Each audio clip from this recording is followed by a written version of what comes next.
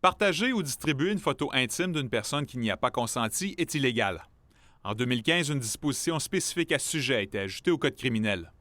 Depuis son entrée en vigueur, le nombre de plaintes à ce propos déposées à la police de Québec est en forte hausse.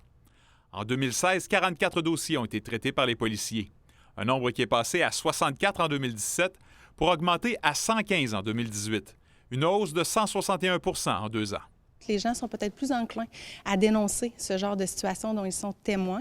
Puis aussi, maintenant, la plupart des applications en lien avec les médias sociaux sont conçues pour être capables de distribuer une photo. Donc, c'est beaucoup plus facile de le faire. Il y a une certaine facilité et une certaine opportunité aussi, puisque tous les gens ont un cellulaire entre les mains maintenant. Une plainte à la police ne débouche pas automatiquement sur des accusations criminelles.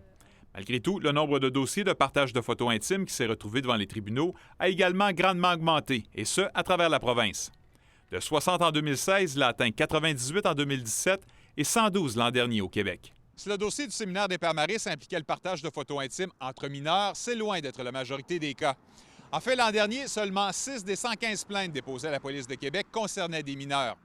Dans plusieurs situations, il s'agit plutôt d'un contexte de rupture amoureuse entre adultes. Une rupture de couple, on conserve les photos et on va les montrer, on va les transmettre. Ça peut être dans un contexte de vengeance, effectivement. Ça peut également être dans un contexte d'insouciance, de la curiosité mal placée. Ben moi, en photo intime, je me watch un peu, là. Je niaise pas avec ça, là. Ben moi, j'en envoie pas, là. Je suis prudente, là. J'en connais beaucoup qui vont à fond là-dessus, mais ils n'ont pas vraiment peur de ce qui pourrait arriver avec leurs photos. La police de Québec entend poursuivre le travail de sensibilisation qu'elle fait déjà à ce sujet, en espérant mettre un frein à l'escalade du problème. Josée Lagagnère, TVA Nouvelles, Québec.